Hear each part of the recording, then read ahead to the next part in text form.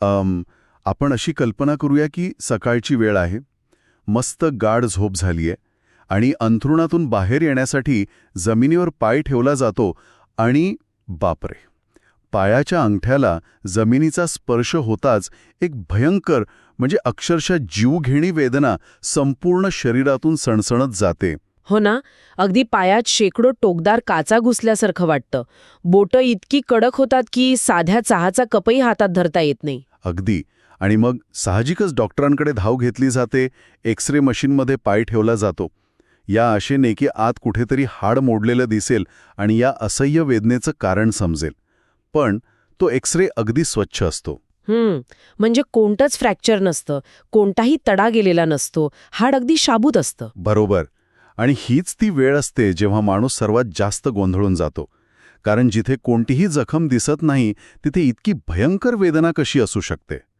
म्हणूनच आजच्या या सखोल चर्चेमध्ये आपण या अदृश्य पण भयंकर वेदना देणाऱ्या शत्रूच्या अगदी मुळाशी जाणार आहोत. नक्कीच. आपण हे समजून घेणार आहोत की हे युरिक ॲसिड नक्की काय आहे, ते तरुणांमध्ये इतक्या वेगाने का वाढत आहे आणि त्यातून बाहेर पडण्याचा मार्ग काय आहे. हो, आणि आजच्या या आपल्या चर्चेचा मूळ आधार आहे डॉक्टर बाबासाहेब रेनशुंगे यांच्याकडील माहिती. ते रत्नागिरीतील कोकणनगर येथील प्रज्ञा क्लिनिकमधील एक सुप्रसिद्ध आयुर्वेदिक तज्ज्ञ आहेत. ते MD मेडिसिन आहेत बरं का आयुर्वेदामध्ये. आणि त्यांची नाडी परीक्षेवर जबरदस्त पकड आहे. म्हणजे केवळ वरवरची लक्षणे न पाहता वात, पित्त आणि कफ यांच्या आधारावर ते आजाराचं अचूक निदान करतात. अगदी बरोबर. ज्यांना नोंद घ्यायची असेल त्यांच्यासाठी सांगतो, डॉक्टर रेनशुंगे यांची वेळ सकाळी 10 ते 1 असते आणि त्यांचा मोबाईल नंबर आहे 7057394036. तर त्यांच्याच या नोट्सच्या आधारे आपण हे जरा बारकाईने समजून घेऊया युरिक ॲसिड म्हणजे नक्की काय. यात सर्वात आश्चर्यकारक गोष्ट म्हणजे युरिक ॲसिड हा मुळात कोणताही बाहेरून आलेला आजार नाहीये. म्हणजे तो कोणताही व्हायरस किंवा बॅक्टेरिया नाही. अच्छा, मग ती नक्की काय आहे. तो आपल्याच शरीरात निर्माण होणारा एक टाकाऊ पदार्थ आहे. म्हणजे एक waste product. Carbon, hydrogen, oxygen आणि नायट्रोजन यांच्या मिश्रणातून अमिनो ॲसिड तयार होतं. हे आपल्याला आपण खात असलेल्या प्रथिनांमधून म्हणजे प्रोटीन्समधून मिळतं. म्हणजे आपण जे जेवतो त्यातून. हो. आणि जेव्हा पेशींची निर्मिती होते किंवा जुन्या पेशी नष्ट होतात तेव्हा या प्रक्रियेतून प्युरिन नावाचा एक घटक तयार होतो. आणि या प्युरिनचं विघटन झालं की त्यातून युरिक ॲसिड तयार होतं. ओके. सामान्य स्थितीत काय होतं, हे युरिक ॲसिड रक्तात मिसळतं, किडनीपर्यंत पोहोचतं आणि तिथे फिल्टर होऊन लघवी वाटे शरीराबाहेर टाकलं जातं. म्हणजे ही एक नैसर्गिक प्रक्रिया आहे. हे समजून घेण्यासाठी ना मला इथे एक उदाहरण द्यायला आवडेल. समजा आपलं शरीर हे एक गजबजलेलं शहर आहे आणि रस्त्यांवरून धावणारी वाहने म्हणजे आपलं रक्त. छान उदाहरण आहे. आणि या शहरात रोज जो कचरा तयार होतो तो गोळा करून शहराबाहेर नेणारा डम्पिंग ग्राउंडचा प्रकल्प म्हणजे आपली किडनी.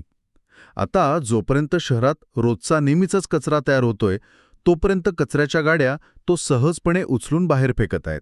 ट्रॅफिक अगदी सुरळीत सुरू आहे. अगदी. पण समजा अचानक शहरात प्रचंड प्रमाणात कचरा निर्माण होऊ लागला, इतका की तो उचलण्याची त्या गाड्यांची क्षमताच संपली.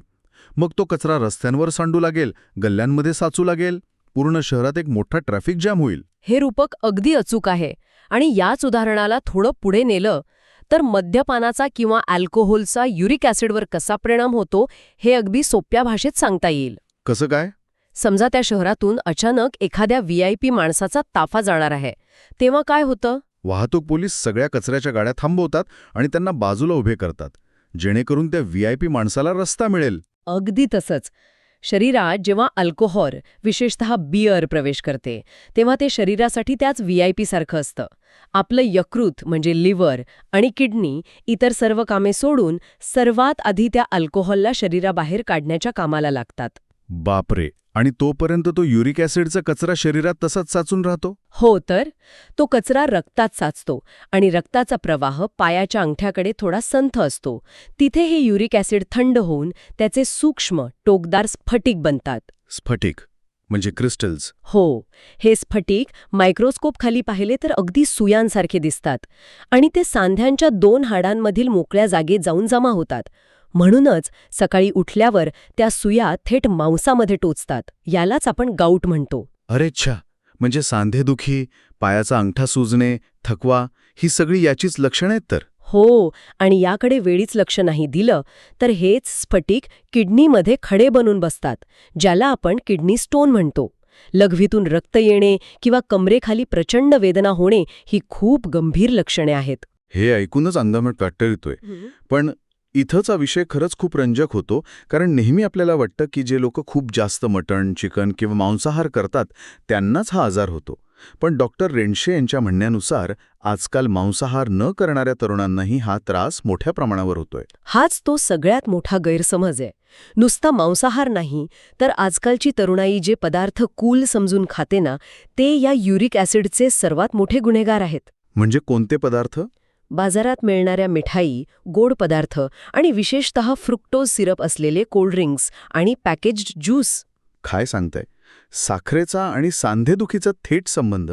साखर तर प्रोटीन नाहीये ना? बरोबर, साखर प्रोटीन नाहीये, पण इथे शरीराच्या रसायनशास्त्राची एक वेगळीच बाजू समोर येते. जेव्हा आपण साखरेचे म्हणजे फ्रुक्टोजचे प्रमाण जास्त असलेली पेय पितो, तेव्हा ते पचवण्याची जबाबदारी आपल्या लिव्हरवर येते. आणि लिव्हर जेव्हा या अतिरिक्त फ्रुक्टोजवर वेगाने प्रक्रिया करत असतं, तेव्हा त्यातून मोठ्या प्रमाणावर युरिक ॲसिडची निर्मिती होते. बापरे, म्हणजे तुम्ही प्युरिन खाल्लं नसलं तरी लिव्हर स्वतःहून युरिक ॲसिड तयार करू लागतं? अगदी बरोबर. आणि शिवाय लठ्ठपणा आणि शरीरातील फॅटी टिश्यूज हे सुद्धा युरिक ॲसिडचं उत्पादन वाढवतात. त्यामुळे लठ्ठपणा, गोड पेय आणि युरिक ॲसिड यांचे एक भयंकर दुष्टचक्र तयार होतं. म्हणजे आपण नकळतपणे रोजच्या आहारात विषाची पेरणी करत आहोत. पण डॉक्टर रेंशुए यांच्या नोट्स वाचताना ना मला एका ठिकाणी मोठा विरोधाभास जाणवला. कोणता? एका पानावर त्यांनी लिहिलंय की कोरफड, पत्ताकोबी, गाजर, पालक या भाज्या खाव्यात. पण दुसऱ्याच पानावर स्पष्ट सूचना आहे की पालक, चुका, अंबाडी अजिबात खाऊ नयेत. म्हणजे एकाच आजारात पालक चांगला आणि वाईट कसा काय असू शकतो? इथेच आपल्याला वात ही आयुर्वेदातली संकल्पना समजून घ्यावी लागेल. वात म्हणजे शरीरातील हालचाल किंवा सोप्या भाषेत सांगायचं तर शरीराच्या आतील वारा. अच्छा. जेव्हा युरिक ॲसिड खूप वाढलेलं असतं आणि सांध्यांमध्ये प्रचंड वेदना होतात, तेव्हा तो वात प्रकोपाचा काळ असतो. आता या वाढलेल्या वाताची तुलना एका कोरड्या आणि थंड वाऱ्याशी करा. हा कोरडा वारा काय करतो? तो रक्तात साचलेल्या युरिक ॲसिडच्या कचऱ्याला सुकवतो, घट्ट करतो आणि त्याचं रूपांतर त्या सुयांसारख्या स्फटिकांमध्ये वेगाने करतो. म्हणजे वात वाढला की ते स्फटिक जास्त कडक होतात. हो, आणि जेव्हा वात वाढलेला असतो तेव्हा पालक, चुका किंवा अंबाडी यांसारख्या भाज्या पचनास जड ठरतात आणि त्या थेट वात वाढवतात. म्हणजे आजार सुरुवातीच्या टप्प्यात असताना ज्या भाज्या चालतात त्याच भाज्या आजार बळावल्यावर विषसमान ठरू शकतात. अगदी बरोबर. जर आपण याचा मोठ्या चित्राशी संबंध जोडला तर एकच नियम सर्वांना लागू पडत नाही, हे आयुर्वेदाचं मुख्य सूत्र इथे दिसतं. म्हणूनच नाडी परीक्षा करून आजाराची नेमकी अवस्था ओळखून आहार ठरवणं महत्वाचं ठरतं. हे स्पष्टीकरण खरंच खूप महत्वाचं आहे. आता आहारातील त्या विलन पदार्थांबद्दल बोलूया जे टाळायलाच हवेत. जसं की रेड मीट, सी फूड ज्यामध्ये सॅल्मन, ट्यूना, प्रॉन्स येतात आणि बेकरीचे पदार्थ. हो, हे पदार्थ प्युरिनने खचाखच भरलेले आहेत. पण या यादीत कडधान्य आणि डाळींचे नियमही खूप कडक आहेत. युरिक ॲसिडचा त्रास असलेल्यांनी उडीद डाळ, मसूर, वाटाणा, राजमा आणि चणा डाळ पूर्णपणे वर्ज्य करायला हवी. पण या यादीत मला एक नाव पाहून मोठा धक्का बसला, कुळीथ. साधारणपणे सांधेदुखी किंवा वात कमी करण्यासाठी कुळीथ खूप चांगलं मानलं जातं. पण डॉक्टर रेंशे यांच्या मते युरिक ॲसिडमुळे होणाऱ्या संधिवातात कुळीथ पूर्णपणे निषिद्ध आहे. हे खूप सूक्ष्म ज्ञान आहे. सामान्य सांधेदुखी आणि युरिक ॲसिडची सांधेदुखी यात खूप फरक आहे. कुळीथ उष्ण असलं तरी ते युरिक ॲसिड कमी करण्याच्या प्रक्रियेत अडथळा आणतं. हां, समजलं. याशिवाय दही, साबुदाणा, भगर, आंबट ताक, चिंच आणि मका हे पदार्थ भयंकर त्रास वाढवतात. पण साबुदाणा किंवा चिंच यामध्ये तर प्युरिन नसतं. मग ते का टाळायचे? कारण ते पचायला अत्यंत जड असतात किंवा ते पोटात जाऊन आंबतात, ज्याला आपण फर्मेंटेशन म्हणतो. हे अन्न नीट पचलं नाही की त्याचं रूपांतर एका चिकट विषारी द्रव्यात होतं, ज्याला आयुर्वेद आम म्हणतो. अच्छा, आम. हो, आणि हा आम शरीरातील वाहिन्यांमध्ये जाऊन चिकटतो, ज्या वाहिन्यांमधनं युरिक ॲसिड किडनीकडे जाऊन बाहेर फेकलं जाणं अपेक्षित असतं. म्हणजे एकीकडे तुम्ही युरिक ॲसिड वाढवत आहात आणि दुसरीकडे ते बाहेर जाण्याचे मार्गही ब्लॉक करत आहात. म्हणजे दुहेरी संकट आणि फक्त आहारच नाही तर दिवसा झोपण्याची सवय आणि मानसिक ताण हे देखील युरिक ॲसिड वाढवतात. तणावामुळे कॉर्टिसॉल वाढून मेटाबॉलिझम मंदावतं. हो ना. तर या सगळ्याचा नेमका अर्थ काय, म्हणजे आपण नक्की काय करायला हवं? इथेच डॉक्टर बाबासाहेब रेणशुले यांनी सुचवलेले काही अतिशय साधे पण प्रभावी उपाय मदतीला येतात. पाण्याचा नियम. हो, दिवसातून 3 ते 3.5 लिटर पाणी पिणं अत्यंत आवश्यक आहे. पण डॉक्टर रेणशुले यांचा एक कडक नियम आहे. जेवताना पाणी अजिबात प्यायचं नाही. जेवणाच्या अर्धा पाऊण तास आधी किंवा जेवणानंतर 1-1.5 तासाने पाणी प्यावं. कारण जेवताना पाणी प्यायलं तर पोटातला पाचक अग्नी विझतो, अन्नाचं नीट पचन होत नाही आणि पुन्हा तोच आम तयार होतो. बरोबर. आणि त्यांनी एक खास घरगुती उपाय सुचवलाय. 1 ग्लास पाण्यात अर्धा चमचा बेकिंग सोडा मिसळून पिणे. आता हे जरा विचित्र वाटतं. बेकिंग सोडा कसा मदत करेल? यामागे शुद्ध रसायनशास्त्र आहे. युरिक ॲसिड हे ॲसिडिक असतं आणि बेकिंग सोडा अल्कलाईन असतो.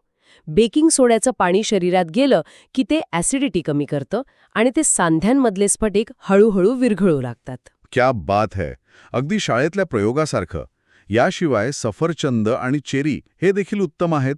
हो, सफरचंदामधलं मॅलिक ॲसिड युरिक ॲसिडला न्यूट्रलाइज करतं आणि चेरीमधले फ्लेवोनॉइड्स सूज आणि कडकपणा दूर करतात. सोबतच रिकाम्या पोटी अक्रोड खाणे आणि जेवणानंतर जवस चावून खाणे फायदेशीर ठरतं. आणि आयुर्वेदातील वनस्पतींबद्दल सांगायचं तर गरम दुधात मध आणि अश्वगंधा घेणे, फक्त उन्हाळ्यात प्रमाण कमी ठेवायचं, आणि गुळवेलाच्या पानांची भाजी खाणे, ज्यामुळे रक्त शुद्ध होतं आणि रोगप्रतिकार शक्ती वाढते. हो, पण आता एक प्रश्न असा येतो की ज्यांना मांसाहाराची सवय आहे त्यांनी काय करावं? हो, ते कसं शिजवावं हे खूप महत्वाचं आहे. डॉक्टर रेणशो यांच्या मते उकडलेली अंडी पूर्णपणे टाळावीत, पण मांस शिजवताना त्यात तीळ, दगडफूल, काळी मिरी, दालचिनी, सुंठ आणि खोबऱ्याचा वापर करावा. यामुळे काय होतं? हे मसाले उष्ण आणि तीक्ष्ण असतात. ते पचनशक्ती वाढवतात आणि जड प्युरिनचं विघटन करायला मदत करतात. त्यामुळे मांसाहार पचायला हलका होतो. म्हणजे प्रश्न फक्त काय खायचं हा नाहीये, तर ते कसं शिजवायचं आणि पचवायचं हा पण आहे. नक्कीच. आजच्या या सखोल चर्चेतून हे अगदी स्पष्ट होतंय की युरिक ॲसिड हा केवळ औषधांनी बरा होणारा आजार नाहीये. तो जीवनशैलीशी जोडलेला प्रश्न आहे. अगदी बरोबर. शरीराच्या आतलं रसायनशास्त्र बिघडलं की सांधे दुखतात. केवळ मलम लावून चालणार नाही, आतला कचरा साफ करावा लागेल. श्रोत्यांनो, जर अधिक मार्गदर्शन हवं असेल तर तुम्ही रत्नागिरीच्या प्रज्ञा क्लिनिकमधील वात स्पेशलिस्ट डॉक्टर बाबासाहेब रेणशुळे यांच्याशी संपर्क साधू शकता. मोबाईल नंबर पुन्हा सांगतो, 70 57 93 40 036. आणि जाता जाता यावरून एक अतिशय महत्वाचा प्रश्न निर्माण होतो, ज्यावर आपण सर्वांनी विचार करायला हवा. कोणता? आपण आजकाल सुपरफूड्सच्या शोधात परदेशी फळं आणि सप्लिमेंट्स खातो, पण डॉक्टर रेणशुळे यांच्या म्हणण्यानुसार तांदूळका, चाकवत, लाल माठ आणि पुनर्नवा यांसारख्या आपल्या आजूबाजूला उगवणाऱ्या दुर्लक्षित रानभाज्या या आजारावर मात करू शकतात. बापरे, खरंच. मग आपण परदेशी उपायांवर अवलंबून न राहता आपल्याच मातीतील पारंपरिक ज्ञानाकडे आणि नाडी परीक्षणासारख्या जुन्या अचूक पद्धतींकडे परत जाण्याची वेळ आली आहे का? या एका मोठ्या आणि विचार करायला लावणाऱ्या प्रश्नावर आपण आजची ही सखोल चर्चा इथे थांबूया. निरोगी रहा आणि आपल्या शरीराचं नक्की ऐका.